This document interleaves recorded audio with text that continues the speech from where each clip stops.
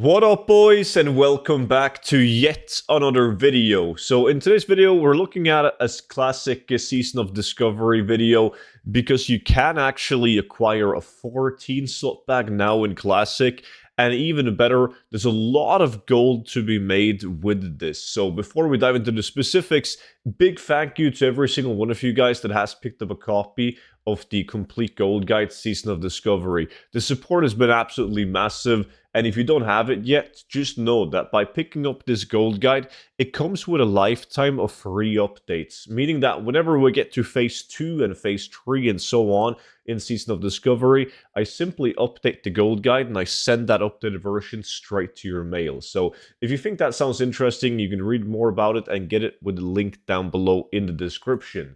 So Wowhead did this article not too long ago on how to get the Darkmoon Faire storage box 14 slot bag in Season of Discovery, because previously the only bag you could get would be the epic bag from the raid BFD. But the Darkmoon storage box is a quest reward from 50 tickets in Darkmoon Faire. That's pretty much it. You collect 50 Darkmoon tickets, and then you can hand in the quest, and in return you will be given the Darkmoon storage bag, a 14 slot bag, which is pretty big.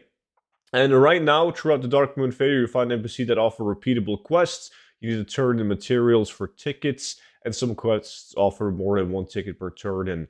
And right now, additionally, the fair begins in Thunder Bluff. The Horde can pick up the quest inside Orgrimmar for 5 tickets, and then it rotates to Elven Forest. And just to make that very clear, like they rotate completely. So there's a lot of misconception about that if you don't recall from Classic back in the days. But it starts in Mulgore, but as an alliance, you can go over and like participate in the Darkmoon Faire.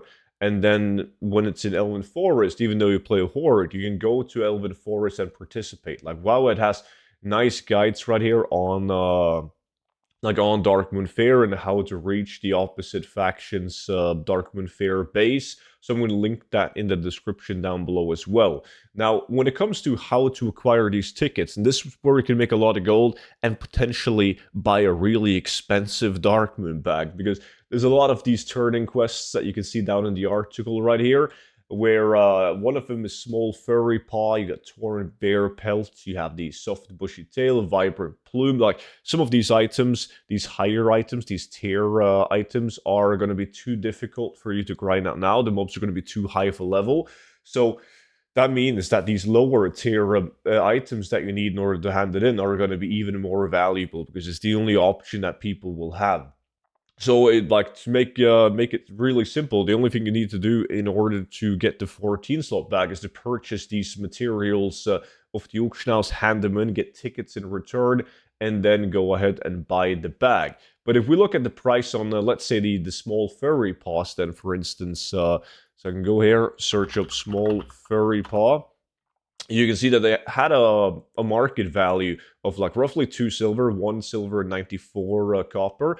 And now that's gone up to 4 silver and 43 copper. So more than doubled in price because of the Darkmoon Faire. But still, it might go even higher because this is still relatively new. So you can also search for stuff as the heavy grinding stone, which was needed, which well, right now is actually going for less than market value in my realm, but there's very few posted. We also had like the coarse weight stone, which is relatively simple to get your hands on. These right here as well, not that expensive, only 10 silver each, even though the furry paws were cheaper, but definitely worth looking into these items. So go to the Darkmoon Faire, do the turn-ins, get the bag in a return, possibly look out and monitor the prices of these items, because they might be really good gold farms later on, depending on what the price stabilizes at. But with that being said, that was pretty much it for this super early in the morning, at least for me, 5 a.m. video. So thank you all so much for watching.